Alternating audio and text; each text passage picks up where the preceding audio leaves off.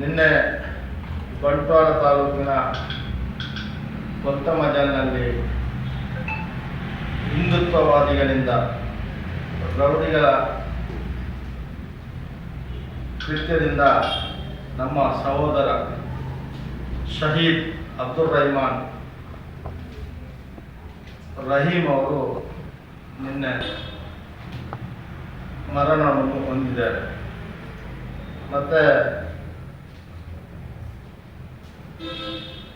ಕಲಂದರ್ ಸಾಫಿ ಎಂಬ ಯುವಕನ ಮೇಲೆ ಹತ್ಯೆಗೆ ಯತ್ನ ಕೂಡ ನಡೆದಿದೆ. ಇದರ ಹಿನ್ನೆಲೆಯನ್ನು ನೋಡಿದಾಗ ರಾಜ್ಯ ಸರ್ಕಾರ ಪೂರ್ಣ ಪ್ರಮಾಣದಲ್ಲಿ ವಿಫಲವಾಗಿದೆ. ಪೊಲೀಸ್ ಇಲಾಖೆಯವರ ಕೂಡ ಅವರ ವೈಫಲ್ಯತೆಯನ್ನು ನೇರವಾಗಿ ಕಂಡುಬರ್ತಾ ಇದೆ. ಈ ಹಿಂದೆ ರೌಡಿ ಶೀಟರ್ ಒಬ್ಬನನ್ನು ಹತ್ಯೆಯಾದಂಥ ಸಂದರ್ಭದಲ್ಲಿ ಅದರ ಬಳಿಕ ಅನೇಕ ಕಾರ್ಯಕ್ರಮದಲ್ಲಿ ಅವನ ಸಂತಾಪ ಸಭೆಯಲ್ಲಿ ಕೂಡ ಪ್ರತಿಕಾರದ ಮಾತುಗಳನ್ನು ನೇರವಾಗಿ ಕೆಲವು ಹಿಂದುತ್ವವಾದಿಗಳು, ಅದರಲ್ಲಿ ಭರತ್ ಉಪ್ಪೇರ್ ಎಂಬ ವ್ಯಕ್ತಿ ಪುತ್ತೂರಿನಲ್ಲಿ ಬಂದು ಪ್ರತಿಕಾರದ ಮಾತನಾಡಿ ಕೊಲೆ ಮಾಡ್ತೇವೆ ಅಂತ ರಾಜಾರೋಷವಾಗಿ ಹೇಳಿದಾಗ ಈ ಇಲಾಖೆ ಅವರ ಮೇಲೆ ಯಾವುದೇ ಕ್ರಮ ಕೈಗೊಳ್ಳಲಿಲ್ಲ. ಅವರನ್ನು ಬಂಧನ ಮಾಡುವಂಥ ಕೆಲಸ ಕೂಡ ಆಗಲಿಲ್ಲ. ಅದಾದ ಬಳಿಕ ಯಾವುದೇ ಅನುಮತಿ ಇಲ್ಲದೆ ಬಜ್ಪ ಚಲೋ ಕಾರ್ಯಕ್ರಮವನ್ನು ಮಾಡಿದ್ರು. ಅಲ್ಲಿ ಸಾವಿರಾರು ಯುವಕರನ್ನು ಸೇರಿಸಿ ಪ್ರಚೋದನಕಾರಿ ಭಾಷಣವನ್ನು ಮಾಡಿದಂಥ ಶ್ರೀಕಾಂತ್ ಕಾರ್ಕಳನ್ನು ಅವರನ್ನು ಕೂಡ ಅವರ ಮೇಲೆ ಕೇಸು ಕೂಡ ಮಾಡಲಿಲ್ಲ, ಅವರನ್ನು ಬಂಧನ ಕೂಡ ಆಗಲಿಲ್ಲ. ಇಲ್ಲಿ ಏನಾಗಿದೆ ಅಂದರೆ ಪೊಲೀಸ್ ಇಲಾಖೆ ಸರ್ಕಾರ ಇದೆಯೋ ಇಲ್ಲೋ ಎಂಬ ಅನುಮಾನವನ್ನು ಹುಟ್ಟು ಹಾಕ್ತಾ ಇದೆ. ನಮ್ಮಲ್ಲಿ ಒಬ್ಬ ನಾಲಾಯಕ ಗೃಹ ಸಚಿವರು,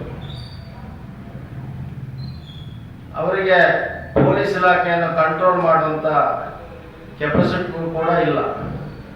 ಮತ್ತೊಬ್ಬರು ಅತಿಥಿ ಉಸ್ತುವಾರಿ ಸಚಿವರು, ಯಾವಾಗಲಾದ್ರೂ ಒಮ್ಮೆ ಅತಿಥಿ ಉಪನ್ಯಾಸಕ ಈ ಕಾಲೇಜಿಗೆ ಹೋಗ್ತಾರೆ, ಹಾಗೆ ಬಂದು ಹೋಗ್ತಾರೆ. ಇಲ್ಲಿ ಕಾನೂನು ಸುವ್ಯವಸ್ಥೆ ಯಾವ ಮಟ್ಟಿಗೆ ಮುಟ್ಟಿದೆ ಅಂದರೆ ಜನರಿಗೆ, ನೈಜ ಹಿಂದೂಗಳಿಗಾಗಲಿ ಅಲ್ಪಸಂಖ್ಯಾತರಿಗಾಗಿ ರೋಡಲ್ಲಿ ನಡೆದಾಡುವಂಥ ಪರಿಸ್ಥಿತಿ ಇಲ್ಲದಾಗೆ ಈ ಜಿಲ್ಲೆಯಲ್ಲಾಗಿದೆ. ಈ ಹಿಂದುತ್ವವಾದಿಗಳಿಂದ, ಈ 20% ಹಿಂದುತ್ವವಾದಿಗಳಿಂದ ಹಿಂದೂ ಸಮುದಾಯ ಇವತ್ತು ತಲೆ ತಗ್ಗಿಸುವಂಥ ಒಂದು ವ್ಯವಸ್ಥೆಗೆ ಇವತ್ತು ಬಂದಿದೆ. ನಾನಿವತ್ತು ಪೊಲೀಸ್ ಇಲಾಖೆಯವರು ಕೇಳ್ತಾ ಇದ್ದೇನೆ, ನೀವು ರೌಡಿ ಸುಹಾಸ್ ಶೆಟ್ಟಿಯ ಹತ್ಯೆ ಆದಂಥ ಸಂದರ್ಭದಲ್ಲಿ ಬಲಾತ್ಕಾರವಾದಂಥ ಬಂದ್ಗೆ ಕರೆಕೊಟ್ಟು ಬಲಾತ್ಕಾರವಾಗಿ ಬಂದ್ ಮಾಡಿಸಿದ್ರು. 144 ಸೆಕ್ಷನ್ ಇದ್ದರೂ ಕೂಡ ಗುಂಪಾಗಿ ಹೋಗಿ ಬಂದ್ ಮಾಡುವಂಥ ಸಮಯದಲ್ಲಿ ಅವರ ಮೇಲೆ ಲಾಠಿ ಚಾರ್ಜ್ ಮಾಡುವಂಥ ಕೆಲಸವೂ ಮಾಡಲಿಲ್ಲ, ಅವರನ್ನು ಬಂಧನ ಮಾಡುವಂಥ ಕೆಲಸವೂ ಕೂಡ ಮಾಡಲಿಲ್ಲ. ಅವರ ಜೊತೆಯಾಗಿ ಪೊಲೀಸ್ ಜೀಪ್ನಲ್ಲಿ ಹೋಗಿ ಬಂದ್ ಮಾಡಿಸುವಂಥ ಕೆಲಸ ಆಯಿತು. ಇದಕ್ಕೆ ಯಾರು ಹೊಣೆ? ಇದನ್ನು ಕೇಳುವವರು ಯಾರು? ಅಲ್ಪಸಂಖ್ಯಾತರ ಮೇಲೆ ನಿರಂತರ, ಅದು ಒಬ್ಬ ನಿರಪರಾಧಿ ವಿಶ್ವಾಸ ದ್ರೋಹದಿಂದ ಒಯ್ಗೆ ಲೋಡನ್ನು ಧರಿಸಿ ಆ ಒಯ್ಗೆ ಅನ್ಲೋಡ್ ಮಾಡಿದಂಥ ಮನೆಯಲ್ಲೇ ಕೂಡ ಅವನನ್ನು ಹಿಂದಿನಿಂದ ತಲವಾರಿನಲ್ಲಿ ಕಳೆದು ಕೊಲೆ ಮಾಡುವುದಾದರೆ ಪರಿಸ್ಥಿತಿ ಯಾವ ಸ್ಥಿತಿಗೆ ಈ ಜಿಲ್ಲೆ ಮುಟ್ಟಿದೆ ಎಂಬುದನ್ನು ನಾವಿವತ್ತು ಮನಗಂಡಬೇಕಾಗಿದೆ. ನಾವಿವತ್ತು ಈ ದರಿದ್ರ ಸರ್ಕಾರ ಇವತ್ತು ಕರ್ನಾಟಕದಲ್ಲಿದೆ. ಇವರು ರಾಜೀನಾಮೆ ಕೊಟ್ಟು ಹೋಗ್ಲಿ, ರಾಷ್ಟ್ರಪತಿ ಆಡಳಿತ ಜಾರಿಯಾಗಲಿ ಅಂತ ನಾವು ಈ ಸಂದರ್ಭದಲ್ಲಿ ಒತ್ತಾಯ ಮಾಡ್ತಾ ಇದ್ದೇವೆ. ಮತ್ತೊಬ್ಬರು ನಮ್ಮ ಸ್ಪೀಕರ್ ಸಾಹೇಬರು, ಅವರ ಅಡ್ಜಸ್ಟ್ಮೆಂಟ್ ರಾಜಕಾರಣ ಈ ಜಿಲ್ಲೆಯಲ್ಲಿ, ಅವರ ಅಡ್ಜಸ್ಟ್ಮೆಂಟ್ ರಾಜಕಾರಣದಿಂದ ಈ ಜಿಲ್ಲೆಯಲ್ಲಿ ಇಂಥ ಪರಿಸ್ಥಿತಿ ಇವತ್ತು ನಿರ್ಮಾಣ ಆಗಿದೆ. ಇಲ್ಲಿ ಏನಾಗಿದ್ರು ಕೂಡ ಗಡಿಬಿಡಿ ಹಾಕಂತ ಹೇಳ್ತಾ ಇದ್ದಂಥ ವ್ಯಕ್ತಿ ಇವತ್ತು ಅವರದೇ ಕ್ಷೇತ್ರದ ವ್ಯಕ್ತಿ ಇವತ್ತು ಹತ್ಯೆ ಆಗಿದೆ. ಗಡಿಬಿಡಿ ಹಾಕಂಡು ಅವರಿಗೆ ನಮ್ಮ ಮಕ್ಕಳು ಯಾರುದಲ್ಲ. ಬಂಟ್ವಾಳ ತಾಲೂಕಿನ ಒಬ್ಬ ಅವರ ಹತ್ತಿರದ ಕ್ಷೇತ್ರದ ವ್ಯಕ್ತಿ ಇವತ್ತು ಹತ್ಯೆ ಆಗಿದೆ. ನಾನು ಖಾದರ್ ಸಾಹೇಬರಲ್ಲಿ ಕೇಳ್ತಾ ಇದ್ದೇನೆ, ನಿಮ್ಮಲ್ಲಿ ಅಧಿಕಾರ ಇದೆ, ನಿಮ್ಮ ಸರ್ಕಾರ ಇದೆ, ಈ ಜಿಲ್ಲೆಯಲ್ಲಿ ಶಾಂತಿ ಸೌಹಾರ್ದಕ್ಕಾಗಿ ನಿಮ್ಮ ಕೊಡುಗೆ ಏನು? 5-6 ಸಲ ನೀವು ಶಾಸಕರಾಗಿದ್ದೀರಿ, ಇಲ್ಲಿಯ ಸಚಿವರಾಗಿದ್ದೀರಿ, ಇವತ್ತು ಉನ್ನತ ಸ್ಥಾನವಾದಂಥ ಸ್ಪೀಕರ್ ಸ್ಥಾನದಲ್ಲಿದ್ದೀರಿ. ಈ ಜಿಲ್ಲೆಯಲ್ಲಿ ಸಾಮರಸ್ಯವನ್ನು ತರಲಿಕ್ಕೆ ನಿಮ್ಮಿಂದ ಸಾಧ್ಯವಾಗುವುದಿಲ್ಲವೇ? ಇದಕ್ಕೆ ಕಾರಣ ಅವರ ಅಡ್ಜಸ್ಟ್ಮೆಂಟ್ ರಾಜಕಾರಣ. ಅವರ ಓಟನ್ನು ಇವತ್ತು ಭದ್ರಪಡಿಸಲಿಕ್ಕೋಸ್ಕರ ಅವರು ಇಂಥ ಒಂದು ಸೌಹಾರ್ದಕ್ಕೆ ಒತ್ತು ಕೊಡುವುದಿಲ್ಲ ಅಂತ ನಾನು ಭಾವಿಸ್ತಾ ಇದ್ದೇನೆ. ಈ ಹಿಂದೆ ಈ ಘಟನೆಯಲ್ಲಿ, ಈ ಹತ್ಯೆಯಲ್ಲಿ ಯಾರೆಲ್ಲ ಭಾಗಿಯಾಗಿದ್ದಾರೆ ಇವರ ಮೇಲೆ UAP ಅಡಿಯಲ್ಲಿ ಅವರ ಪ್ರಕರಣವನ್ನು ದಾಖಲಿಸಬೇಕು.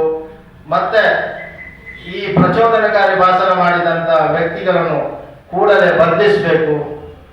ನಿನ್ನೆ ಶರತ್ ಪಂಪರ ಮೇಲೆ ಮೊನ್ನೆ ಕೇಸ್ ಆಗಿದೆ. ನಿನ್ನೆ ರಾತ್ರಿ ಅರೆಸ್ಟ್ ಮಾಡಿ ನಾಟಕ ಮಾಡ್ತಾರೆ. ಈ ಮುಸಲ್ಮಾನರ ಮಣ್ಣಿಗೆ ಕಣ್ಣೆರಚುವಂತ ಕೆಲಸ ಇವತ್ತು ಸರ್ಕಾರ ಮತ್ತು ಇಲಾಖೆ ಮಾಡ್ತಾ ಇದೆ. ನಾಚಿಕೆ ಆಗಬೇಕು ಇವರಿಗೆ. ನಿನ್ನೆ ರಾತ್ರಿ ಕೊಂಡೋಗಿ ಜಡ್ಜಿ ಪ್ರೊಡ್ಯೂಸ್ ಮಾಡ್ತಾರೆ, ಜಾಮೀನು ಸಿಗ್ತದೆ. ಒಬ್ಬ ತಮಿಳುನಾಡಿನಿಂದ ಬಂದ ರೌಡಿ ಲಿಸ್ಟರ್ ಇವತ್ತು ಇಲ್ಲಿ ಇಷ್ಟೊಂದು ಅಹಂಕಾರದಲ್ಲಿ ಮೆರೀತಾನಾದ್ರೆ ಇಲ್ಲಿಯ ಬೇರೆ ಹುಡುಗರನ್ನು ಅವನನ್ನು ತಮಿಳುನಾಡಿಗೆ ಚಡ್ಡಿಯಲ್ಲಿ ಓಡಿಸುವಂತ ಕೆಲಸ ಇನ್ನು ಮುಂದೆ ಆಗ್ಬೇಕಾಗಿದೆ. ನಾವು ಅದನ್ನು ಖಂಡಿತ ಮಾಡ್ತೇವೆ. ಈ ಜಿಲ್ಲೆಯಲ್ಲಿ ಹುಟ್ಟಿ ಬೆಳೆದು ತುಳುನಾಡಿನಲ್ಲಿ ಹುಟ್ಟಿ ಬೆಳೆದಂತ ನಾವು ಬೇರೆ ಮಕ್ಕಳು ಇವತ್ತು ತಮಿಳುನಾಡಿನಲ್ಲಿ ಬಂದಂತ ವ್ಯಕ್ತಿ ಇಲ್ಲಿ ಆಡಳಿತ ಮಾಡ್ತಾನಂತ ಆದ್ರೆ ಇಲ್ಲಿಯ ಜನರ ಪರಿಸ್ಥಿತಿ ಏನಾಗಿದೆ ಅಂತ ನಾವು ಇವತ್ತು ಮನವರಿಕೆ ಮಾಡಿಕೊಳ್ಬೇಕಾದಂತ ಅಗತ್ಯ ಇದೆ. ನಾನು ಇಷ್ಟೇ ಹೇಳ್ತಾ ಇದ್ದೇನೆ, ನನ್ನ ಹಿಂದೂ ಸಹೋದರರಲ್ಲಿ 80% ಶಾಂತಿಯನ್ನು ಬಯಸುವಂತ ಹಿಂದೂ ಸಹೋದರರು ಈ ಡೋಂಗಿ ಹಿಂದುತ್ವವಾದಿಗಳನ್ನು ಒಡಿದೋಡಿಸುವಂತ ಕೆಲಸ ಇವತ್ತು ಈ ಜಿಲ್ಲೆಯಲ್ಲಿ ಆಗಬೇಕಾಗಿದೆ. ನೀವು ಆ ಕೆಲಸ ಮಾಡುವುದಾದರೆ ಇಡೀ ಮುಸ್ಲಿಂ ಸಮುದಾಯ ನಿಮ್ಮ ಜೊತೆಗಿದೆ. ಇಲ್ಲಿ ಈ ಜಿಲ್ಲೆಯಲ್ಲಿ ಶಾಂತಿ ಸೌಹಾರ್ದತೆಯಿಂದ ಬದುಕಬೇಕಾಗಿದೆ. ಇಲ್ಲಿ ನಮ್ಮ ಮಕ್ಕಳಿಗೆ ಉದ್ಯೋಗ ಸಿಗಬೇಕಾಗಿದೆ. ಇಲ್ಲಿ ಯಾವ ಕಂಪನಿಗಳು ಕೂಡ ಇವತ್ತು ಇಲ್ಲಿ ಜಿಲ್ಲೆಗೆ ಬರ್ತಾ ಇಲ್ಲ. ಕೋಮಗಲಭೆ ಎಂಬ ಒಂದು ಅಣೆಪಟ್ಟಿಯನ್ನು ಕಟ್ಟಿದೆ ಈ ಜಿಲ್ಲೆ. ಆದ ಕಾರಣ ಇಲ್ಲಿ ಶಾಂತಿಯುತವಾಗಿ ಬದುಕಬೇಕು, ಶಾಂತಿ ನೆಮ್ಮದಿಯಿಂದ ಸೌಹಾರ್ದದಿಂದ ಬದುಕಬೇಕು, ಹಿಂದೂ ಮುಸ್ಲಿಂ ಸಹೋದರತೆಯಿಂದ ಇವತ್ತು ಬದುಕಬೇಕಾಗಿದೆ. ನಾವೆಲ್ಲರೂ ಕೂಡ ಒಗ್ಗಟ್ಟಿನಲ್ಲಿ ಈ ಜಿಲ್ಲೆಯಲ್ಲಿ ಕೆಲಸ ಮಾಡಬೇಕಾದಂತ ಅಗತ್ಯ ಇದೆ ಎಂಬ ಈ ಸಂದರ್ಭದಲ್ಲಿ ಇಚ್ಛೆ ಪಡ್ತಾ ಇದ್ದೇನೆ. ಪ್ರಚೋದನಕಾರಿ ಭಾಷಣ ಮೇಲೆ ದೂರು ಕೊಟ್ಟಿದ್ದೇವೆ, ಎಲ್ಲೂ ಕೇಸ್ ಆಗಲಿಲ್ಲ. ಅದು ನಾವು ಕೊಡ್ಬೇಕಾದಿಲ್ಲ. ಸುಮೋಟೋ ಕೇಸ್ ಅಂತಂದು ಇದೆ, ಕೊಡ್ಬೇಕು. ಇವರು ಯಾವುದು ಕಮ್ಯುನಲ್ ಆಂಟಿ ಅಂತೇಳಿ ಒಂದು ಆಂಟಿ ಕಮ್ಯುನಿಂಗ್ ಅಂತ ಮಾಡ್ತಾನೆ ಅಂತ ಹೇಳಿ ಹೋಗ್ತಾರಲ್ಲ, ಎಲ್ಲಿ ಆಂಟಿ ಕಮ್? ಯಾರಿಗೆ ಆಂಟಿ ಕಮ್? ಮುಸ್ಲಿಮರಿಗೆ ಮಾತ್ರ ಆಂಟಿ ಕಮ್ಯುನಿಂಗ್. ಈ ಗೃಹ ಸಚಿವರಿಗೆ ಏನು ಗೊತ್ತಿಲ್ಲ, ಏನಾಗ್ತದೆ ಅಂತಿಲ್ಲ. ವೈಫಲ್ಯ, ಗುಪ್ತಾಚಾರಕ್ಕೆ ಇಲಾಖೆ ಇಲ್ಲವೇ ಇಲ್ಲಿ? ಎಲ್ಲಾದ್ರೂ ಒಂದು ಇದಾದ್ರೂ ಕೂಡ ಗುಪ್ತಚರ ಇಲಾಖೆ ಗೊತ್ತಾಗ್ತದೆ. ಇವತ್ತು ಪ್ರಚೋದನಕಾರಿ ಬಹಿರಂಗವಾಗಿ ಹೇಳ್ತಾ ಇದ್ದಾರೆ, ನಾವು 1ಕ್ಕೆ 2 ತೆಗೆಯುತ್ತೇವೆ. ನಾವು ಇಲ್ಲಿ ಯಾರು ಭರತ್ ಇಲ್ಲಿ ಬಂದು ಹೇಳ್ತಾ ಇದ್ದಾನೆ, ಆ ಪೋಸ್ಟ್ ಮಾರ್ಟಮ್ ಮಾಡ್ಲಿಕ್ಕೂ ಕೂಡ ಆಗದ ಸ್ಥಿತಿಯಲ್ಲಿ ನಾವು ಕಡಿತೇವೆ ಅಂತ ಓಪನ್ ಆಗಿ ಚಾಲೆಂಜ್ ಆಗ್ತಾ ಇದ್ದಾನೆ. ಪೊಲೀಸ್ ಇಲಾಖೆ ನಿದ್ರಾವಸ್ಥೆಯಲ್ಲಿ ಇದೆ. ಇಲ್ಲಿ ಕಾನೂನು ಸುವ್ಯವಸ್ಥೆ ತರುವುದು ಯಾರು? ಪೊಲೀಸ್ ಇಲಾಖೆಗೆ ಸಾಧ್ಯ ಇಲ್ಲದಾದ್ರೆ, ಸರ್ಕಾರ ಸಾಧ್ಯ ಇಲ್ಲದ್ರೆ ತೊಲಗಲಿ, ರಾಷ್ಟ್ರಪತಿ ಆಡಳಿತ ಆಗಲಿ, ನಾವಾದ್ರೂ ನೆಮ್ಮದಿಯಲ್ಲಿ ಇಲ್ಲಿ ಬರ್ತೇವೆ. ಇಲ್ಲಿ ಶಿಕ್ಷಣ ಸಂಸ್ಥೆ ಇದೆ, ಎಲ್ಲೋ ಬಂದ ವಿದ್ಯಾರ್ಥಿಗಳು ಇಲ್ಲಿ ಶಿಕ್ಷಣಕ್ಕೆ ಬೇಕಾಗಿ ಬರ್ತಾ ಇದ್ದಾರೆ. ಅವರ ಭವಿಷ್ಯವನ್ನು ರೂಪಿಸಬೇಕಾಗಿದೆ ಮುಂದಿನ ದಿನಗಳಲ್ಲಿ. ಇಂಥ ಪರಿಸ್ಥಿತಿ ಆದ್ರೆ ಈ ಜಿಲ್ಲೆಗೆ ಯಾರು ಬರ್ತಾರೆ? ಕಲೀಲಿಕ್ಕೆ ಬರುವುದಿಲ್ಲ, ಉದ್ಯೋಗ ಇಲ್ಲೇ ಇಲ್ಲ. ಇಲ್ಲಿ ಒಂದೇ ಒಂದು ಫ್ಯಾಕ್ಟ್ರಿ ಬರ್ತಾ ಇಲ್ಲ, ಒಂದು ಕಾರ್ಖಾನೆ ಬರ್ತಾ ಇಲ್ಲ. ನಿರಂತರ ಈಗ 1ಕ್ಕೆ 2 ಹೋದ್ರೆ ಪರಿಸ್ಥಿತಿ ಏನಾಗ್ಬೋದು ಹೇಳಿ? ಇದಕ್ಕೆ ಯಾರು ಹೊಣೆ? 1 ತಿಂಗಳಲ್ಲಿ ಜಿಲ್ಲೆಯಲ್ಲಿ 3 ಕೊಲೆ ಆಗಿದೆ. ಯಾವುದಕ್ಕೆ ಕೊಲೆ ಆಗಿದೆ? ಏನಾದರೂ ಯಾರಿಗಾದ ಲಾಭ ಇದೆ? ಇವತ್ತು ನಡೆದ 144 ಸೆಕ್ಷನ್ ಹಾಕಿದ್ದಾರೆ. ಇನ್ನು ವ್ಯಾಪಾರಸ್ಥರು 1 ತಿಂಗಳು ಪಾಪ ಅವರು ಬಾಡಿಗೆ ಕೊಡ್ಲಿಕ್ಕೆ ಕೂಡ ಕಷ್ಟ ಆಗ್ತಾ ಇದೆ. ಸುಸೈಡ್ ಮಾಡುವಂತ ಪರಿಸ್ಥಿತಿ ಇವತ್ತು ನಿರ್ಮಾಣ ಆಗಿದೆ. ಸರ್ಕಾರಕ್ಕೆ ಇಷ್ಟಾದರೂ ಅವರ ಬಿಟ್ಟಿ ಭಾಗ್ಯ ಬೇಡ ನಮ್ಗೆ. ಬಿಟ್ಟಿ ಭಾಗ್ಯ, ಮುಸಲ್ಮಾನರು ಕೊಡೋ ಬಿಟ್ಟಿ ಭಾಗ್ಯವನ್ನೆಲ್ಲ ತಗೊಳ್ಳಿ. ನಮಗೆ ಸೌಹಾರ್ದಯುತವಾಗಿ, ಶಾಂತಿಯುತವಾಗಿ, ನೆಮ್ಮದಿಯಿಂದ ಇಲ್ಲಿ ಜೀವನ ಮಾಡಲಿಕ್ಕೆ ಅವಕಾಶ ಮಾಡಿಕೊಡ್ಬೇಕು. ಕಾಂಗ್ರೆಸ್ ಸರ್ಕಾರವನ್ನು ನಂಬಿಕೊಂಡು ಈ ಮುಸಲ್ಮಾನರು ಮತ ಹಾಕಿದ್ರಲ್ಲ, ಇವತ್ತು ಯಾರಲ್ಲಿ ಗೆಲ್ಲಬೇಕಾಗಿದೆ?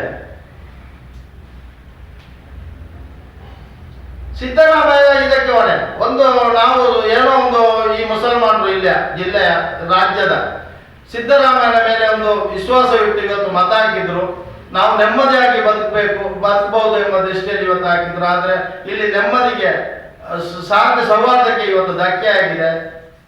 ಈ ರೀತಿ ಆದ್ರೆ ಈ ಪರಿಸ್ಥಿತಿ ಏನಾಗ್ಬೋದು ಈ ಜಿಲ್ಲೆ ಅಂತ ನಾವು ಇವತ್ತು ನಾವು ಹಿಂದೂ ಸಹೋದರರು ಮುಸ್ಲಿಂ ಸಹೋದರರು ಇವತ್ತು ಅರ್ಥ ಮಾಡಿಕೊಳ್ಬೇಕಾಗಿದೆ. ಇವತ್ತು ಶಾಸಕರು ಕೂಡ ಪ್ರಚೋದನಕಾರಿ ಭಾಷಣ ಮಾಡ್ತಾರೆ.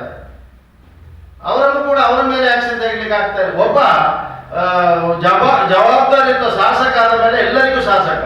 ಅಂತ ಶಾಸಕ ಇವತ್ತು ಪ್ರಚೋದನಕ ಭಾಷಣ ಮಾಡಿದಾಗ ಈ ಅವಿವೇಕಿ ಯುವಕರು ಏನ್ ಮಾಡ್ಬೇಕು ಹೇಳಿ? 2 ದಿನಕ್ಕೆ ಮುಂಚೆ ಇಲ್ಲಿ ಬಜ್ಪ ಚಾಲು ಆಗಿದೆ. ಬಜ್ಪ ಚಾಲದಲ್ಲಿ ಶ್ರೀಕಾಂತ್ ಅಲ್ಲಿ ಪ್ರಚೋದನಕಾರಿ ಭಾಷಣ ಮಾಡ್ತಾರೆ. 2 ದಿನಕ್ಕಂದು ಇವತ್ತು ಹತ್ಯೆ ಆಗಿದೆ. ಈಗ ಯಾರನ್ನು ಬಂಧಿಸಬೇಕು?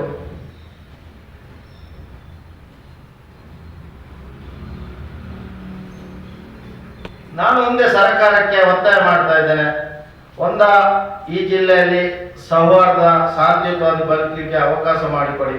ಇಲ್ಲದರೆ ನೀವು ರಾಜೀನಾಮೆ ಕೊಟ್ಟು ಹೋಗಿ ರಾಷ್ಟ್ರಪತಿ ಆಡಳಿತ ಈ ರಾಜ್ಯದಲ್ಲಿ ಆಗಲಿ ಎಂದು ನಾನು ದಕ್ಷಿಣ ಕನ್ನಡ ಮುಸ್ಲಿಂ ಪರಿಷತ್ತಿಂದ ಒತ್ತಾಯ ಮಾಡ್ತಾ ಇದ್ದೇನೆ. ಪ್ರಚೋದನಕಾರಿ ಭಾಷಣ ಮಾಡಿದವರ ಮೇಲೆ ಯುಎಪಿ ಕೇಸ್ ಹಾಕಬೇಕು. ಇವತ್ತು ಹತ್ಯೆಯಾದ ಕೇಸಲ್ಲಿ ಕೂಡ ಅವರನ್ನು ಸೇರಿಸಬೇಕು. ಅವ ಯಾವ ಸಂಘಟನೆಯಲ್ಲೂ ಕೂಡ ಇಲ್ಲ. ಅವರ ಹೊಟ್ಟೆಪಾಡಿಗಾಗಿ ಪಿಕಪ್ ಅಲ್ಲಿ ಹೊರಗೆ ತುಂಬಿಸಿಕೊಂಡು ಹೋಗ್ತಾ ಅಲ್ಲಿ ಅದಲ್ಲದ ಪರಿಸರದಲ್ಲಿ ಎಲ್ಲರ ಜೊತೆಗೆ ಅನ್ಯೋನ್ಯತೆಯಲ್ಲಿರುವ ವ್ಯಕ್ತಿ, ಅದೇ ಮನೆಯವರಿಗೆ ಧರ್ಮಕ್ಕೆ ಹೊಯ್ಗೆ ಕೊಟ್ಟಂತ ವ್ಯಕ್ತಿ ಇವತ್ತು ಅದೇ ಮನೆ ಎದುರುಗಡೆ ಹೊಯ್ಗೆ ತರಿಸಿ ಹತ್ಯೆ ಆಗ್ತದೆ ಅಂತ ಹೇಳಿದ್ರೆ ಇದು ಪೂರ್ವಭಾವಿಯಾಗಿ ಇವತ್ತು ಈ ಜಿಲ್ಲೆಯಲ್ಲಿ ಅಶಾಂತಿಯನ್ನು ಸೃಷ್ಟಿ ಮಾಡಲಿಕ್ಕೆ ಕೆಲವು ಹಿಂದುತ್ವವಾದಿಗಳು ಇವತ್ತು ಪ್ರಯತ್ನ ಮಾಡ್ತಾ ಇದ್ದಾರೆ. ಅದಕ್ಕೆ ಸರ್ಕಾರ ಕೂಡ ನನ್ನ ಲೆಕ್ಕದಲ್ಲಿ ಸಾಥ್ ಕೊಡ್ತಾ ಇದೆ ಅಂತ ನನಗೆ ಅನಿಸ್ತಾ ಇದೆ.